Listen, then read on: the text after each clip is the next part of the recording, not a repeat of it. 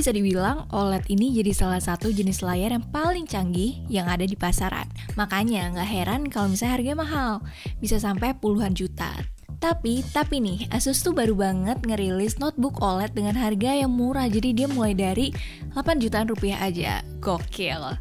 Nah, pasti penasaran kan? Jadi, daripada lama-lama, langsung aja tonton video ini sampai selesai.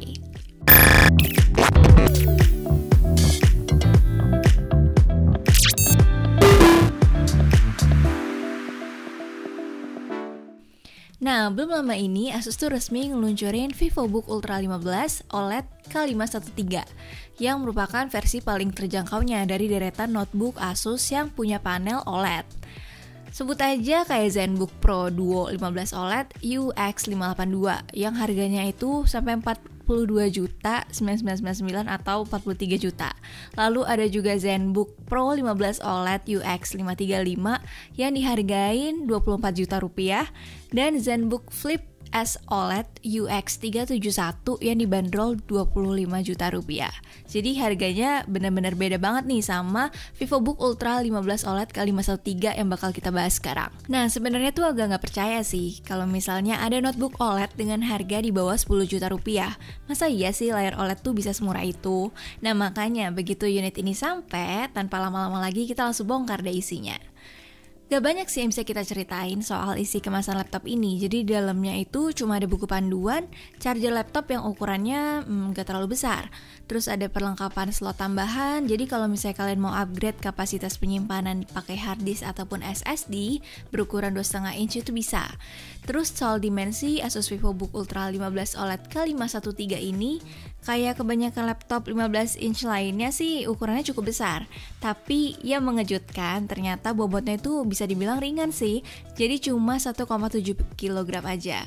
Jadi nggak ngerepotin kalau misalnya mau ngejinjing cuma pakai satu tangan doang. Terus karena ini adalah laptop dengan dimensi yang besar, jadi wajar aja kalau Asus tuh juga ngelengkapin keyboard pakai numeric pad juga di sebelah kanan. Cocok sih buat kalian yang sering berkutat sama angka-angka.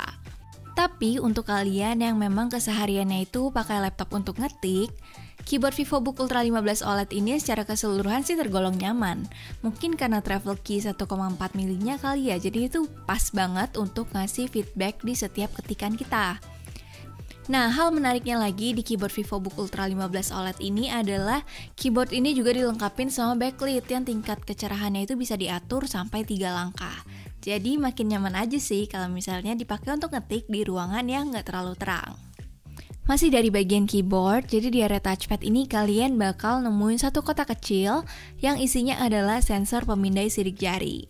Ini menarik nih, jadi fungsi ini bisa kalian pakai untuk login ke dalam Windows ataupun layanan berbasis website lainnya yang memang perlu akun dan password. Nah, waktu kita pakai touchpad di laptop ini pengalamannya sih cukup baik ya. Jadi udah responsif dan juga udah ngedukung multi gesture juga. Kalian bisa ngelakuin zoom in ataupun zoom out di touchpad. Juga bisa pindah desktop dengan cara cuma digeser aja. Dan masih banyak lagi sih gerakan yang bisa kalian dilakuin di settingan di sini.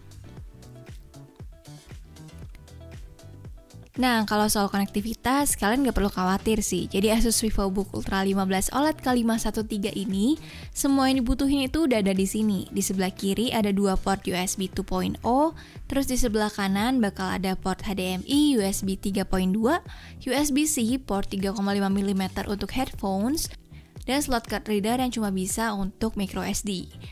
Terus nggak ketinggalan juga ada port charger yang masih menggunakan tipe DC di sebelah kanan ini. Nah, isi kemasan VivoBook Ultra 15 OLED ini memang biasa sih, port yang disediain juga standar, jadi kayak laptop pada umumnya aja. Tapi kalau soal layar, ini dia keunggulannya.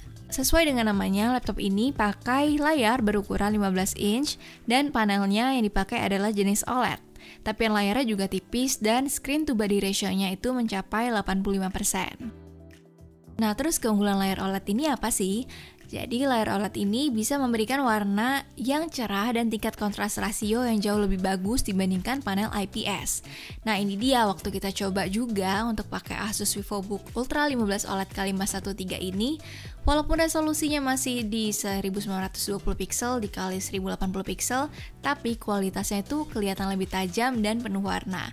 paling bakal kerasa bagusnya layar ini gimana itu waktu kita coba untuk pakai laptop ini untuk streaming video, entah itu di YouTube ataupun nonton film di Netflix.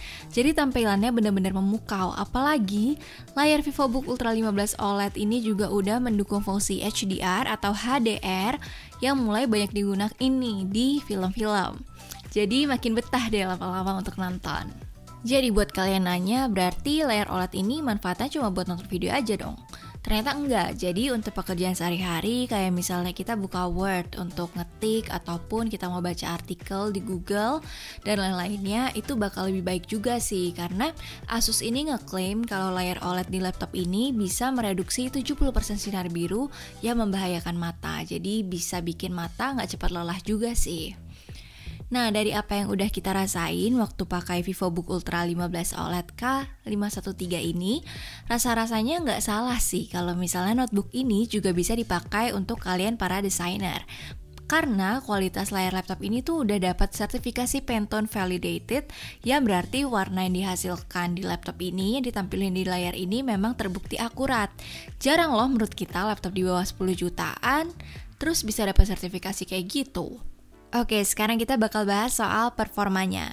Jadi Asus VivoBook Ultra 15 OLED K513 ini udah pakai prosesor Intel Core generasi ke-11. Ada beberapa tipe sih yang dijual di pasaran, tapi unit yang lagi kita coba ini pakai prosesor Intel Core i3 111534 yang berjalan di kecepatan 3 GHz.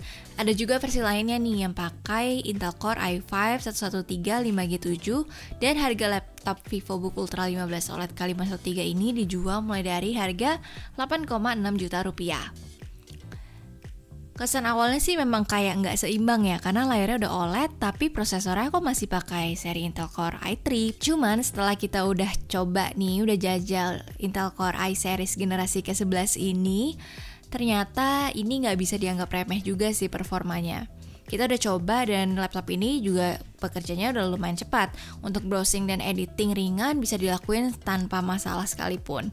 Bahkan kalau kita sekedar untuk coba main bareng gitu kan, game online, kayaknya laptop ini bisa cukup memadai juga sih untuk kalian buat mabar. Kalau kalian kayak masih penasaran nih performanya gimana sih sebenarnya, ini dia, langsung aja kita uji laptop ini pakai berbagai aplikasi benchmark sintetis yang fokusnya itu ke kinerja prosesor. Jadi ini dia hasilnya. Nah gimana? Cukup cepet kan? Nah kalau memang rasanya masih kurang nih sama bawaan 4GB RAM di laptop ini, untungnya Asus tuh udah nyiapin satu slot kosong untuk upgrade memori 16GB yang bikin total RAM-nya itu bisa sampai 20GB. Oke, setelah tadi kita udah bahas berbagai hal, sekarang masuk ke kesimpulan. Kalau dilihat dari harga dan fungsi yang ditawarin, Asus VivoBook Ultra 15 OLED K513 ini kayaknya cocok banget sih buat kalian para mahasiswa atau mungkin para pekerja baru fresh graduate yang mau laptop keren tanpa harus merogoh kocek yang dalam. Terus layar OLED di laptop ini memang sukses sih ngasih kayak value lebih gitu untuk laptop ini di kelasnya.